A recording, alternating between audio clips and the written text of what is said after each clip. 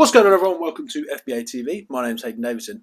Is Amazon FBA recession-proof? Is it a recession-proof business? Now, we all know the state of the current climate, the economic climate. It's not looking good, is it? It's looking a bit vague, especially coming into Q1 next year. For those of you who don't know, January, February, March next year, it's looking a little bit dreary. The government's predicting bad times to get worse, mortgage rates to go up, bills to go up, fuel's already sky high, food bills are going up. Every time I go in the shop, it's higher priced. But how is this going to affect us on Amazon selling products? How is this going to affect you if you do retail arbitrage, online arbitrage, private label, bundles, whatever sort of business model you do? How's this going to affect you? I want to talk about this in this video because I think it's an important topic for us to forecast.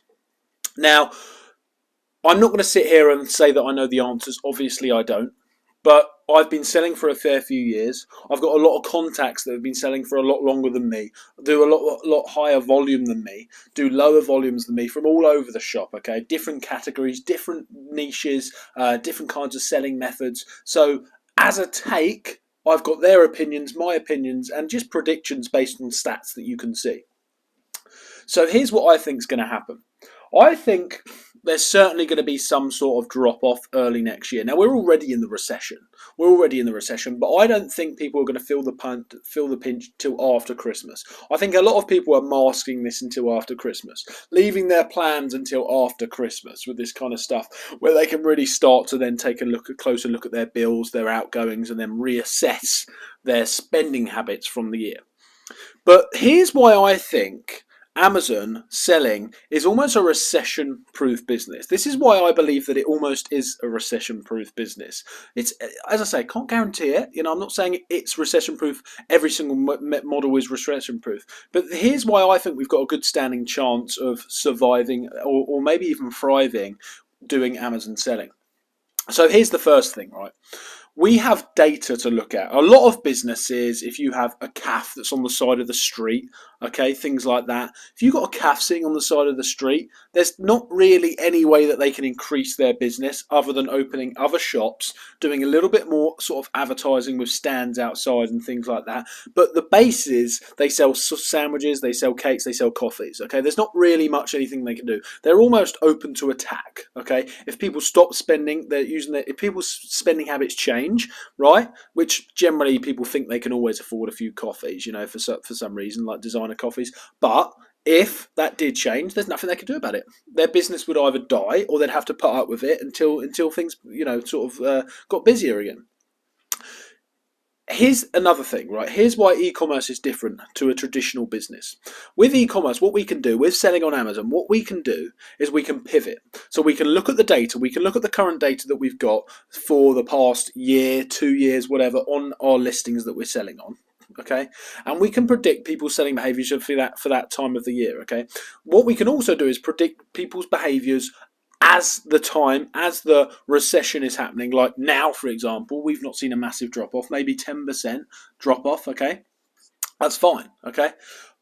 What we can also do is predict how it comes when the recession actually hits. Okay, when the recession hits harder, which people are saying it will, you can reassess the products that you're selling, and if they slow down on sales, you can buy less, and then you can introduce new products. Okay, this is what a lot of businesses can't do. Okay, we can pivot into other areas. Now, on top of that, the second thing we can do is start looking at software, looking at data, looking at different places of finding deals, creating our own products, and venturing into new markets even to actually pivot our way around this recession. This is why I think Amazon is sort of recession proof in a way, because even though you instantly, if there's a massive hit next year, beginning of next year, even though there might be some sort of pinch that we're all feeling, trust me, the size of Amazon, right, the size of the customer base and that, people are always buying something.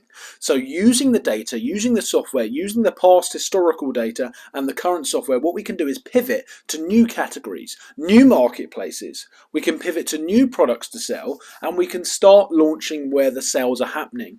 If you see a massive slowdown, what you can do is start buying less stock of that specific product, that specific niche, that specific category, and we can venture into new ways of doing stuff, new products, new niches, and new new marketplaces, etc. You follow the money. You follow the... Hey, I just wanted to do a quick message about my sponsor. So Awesome is now sponsoring this YouTube channel. Very, very grateful for that. Awesome is an accounting and bookkeeping service. They take the stress out of my accounting. So they literally take all of my accounting for me. They do it all. It's completely hands-off. So I literally have to do nothing apart from check the VAT returns each quarter. Now, look, if you want to check them out, they've got a live chat 24/7, etc. as well. If you want to check them out, I've got 2 months free link below for free accounting. And that is all. Let's carry on with the video. The money, you follow the attention. Attention is money. Wherever the attention is, the money will be. There's always attention somewhere on e-commerce. There's always attention somewhere on Amazon. Somewhere, something is being sold repeatedly over and over again. So people don't stop spending completely. People don't stop spending on the biggest selling e-commerce platform in the world, which is Amazon. People aren't just going to stop selling, okay?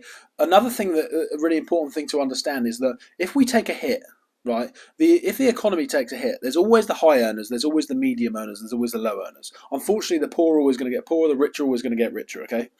Unfortunately or fortunately, however you want to play the game. There's always going to be a certain amount of people that will not stop that spending. They've got into that consumer habits. And actually, prime customers, I can't remember the average salary, but I think the average income is about $65,000 in a household for a prime customer. That's not going to go overnight. And their consumer habits, their buying habits, they're used to buying this stuff. They're not going to stop buying overnight either. So even if they have to cut back slightly, for example, I've got a lot of friends that are not going to be affected by this recession whatsoever. So what I'm saying is Amazon's got this constant, say it's at 100%, buyer consumers, on the website. Even if 10%, 15% fell off, okay, from the whole of the Amazon industry, from the whole of the consumers that are buying, even if 10, 15% of them fell off because they couldn't quite afford to be a prime customer and be there consistently anyway, you still got 85% of the market. And you're not going to get 10 to 15% population of Amazon buyers fall off that. That would have to be a really, really hard recession. But even if they did, once again, there's always attention going somewhere. There's always attention going to some niche, some category, some marketplaces. So you pivot. And we are going to be hard pivoting wherever we are. Okay, we're already launching products for next year. Everyone's thinking about Q4. I'm thinking about next year.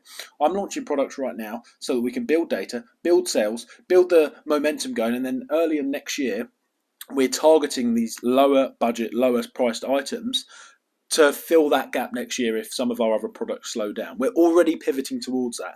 If you stay ahead, if you keep being willing to adapt, if you're versatile because you're not a massive company, you can pivot your way around this recession. That's what I believe. And I speak to a lot of sellers on a daily basis that are big sellers, small sellers, medium sellers. That's what I believe. And I hope you enjoyed that video. Please like and subscribe if you got value, and I will see you in the next one.